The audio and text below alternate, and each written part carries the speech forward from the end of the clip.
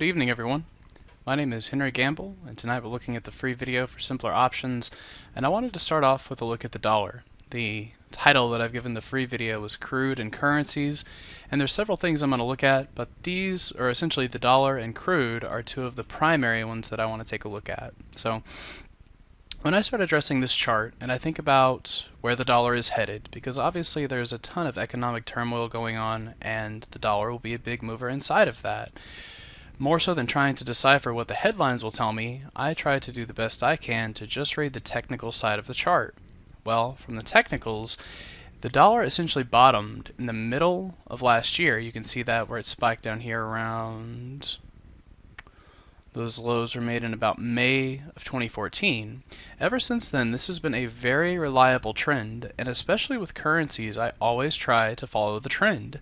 Now, admittedly, it has come down here and kind of sold off hard, consolidated, but in a wedge pattern like this, you're typically looking for resolution of the trend in the direction of the trend that brought you here. So in this case, a bullish trend brought us here, we spend some time consolidating, and now we have a fresh squeeze. So these are all the signals that I think will provide the US dollar a nice pop higher. And if we can really get things going off of this, there's several ways to measure your targets. You can do measured moves off something like this and then suggest that the breakout will be similar.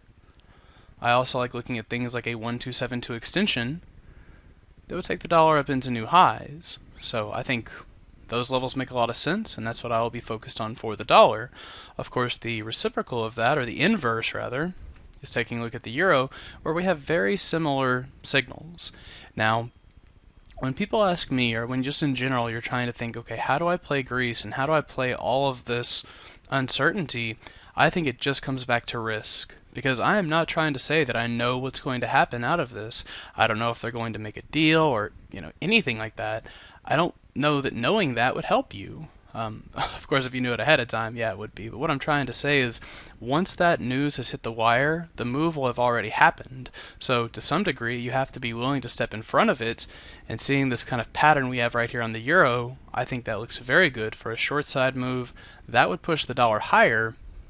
And this takes me back to the concept that I wanted to share in its relationship to crude. So there's just kind of the euro and dollar and what I think of them over the course of the next several weeks. Another thing that I saw today that really helped back this idea of a strong dollar, or at least maybe if you don't even follow that so much, the idea of crude being a short really came through for us today. Now, the session has reset, so it's only showing it down a fraction of a percent, but we had a better than 4% flush today.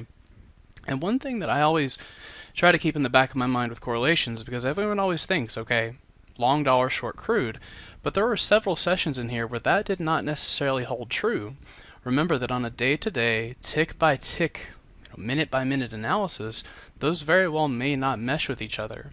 But if you take something like, and we go to studies, and this is in Thinkorswim, most platforms will have something similar, but I just like using this comparison analysis and then throwing a ticker in here. In this case, I want to look at crude oil.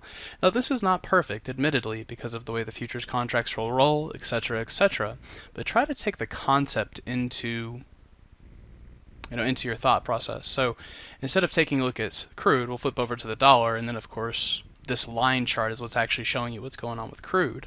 What I'm trying to enforce the idea of is that these correlations work on a much grander scale than those quick little day-to-day correlations. So like here, where we talked about the dollar making its bottom and this massive rally, well, that's what triggered crude to have such a massive flush to the short side. If the dollar can break out, I think that bodes well for crude to flush as well. You can see that this has worked, back up all the way in through here. Once again, not always perfect, but notice here, where the dollar made a high, crude made a low. You see this pattern over and over, and it's just something that I try to keep in the back of my mind. I will still trade each chart in and of itself, but I think these are useful things to keep in mind as these bigger commodity products get ready to have some serious moves. So that's the way I'm going to be looking to trade the three of those for the next several weeks. I hope it helps, and we will see you guys at the next free video.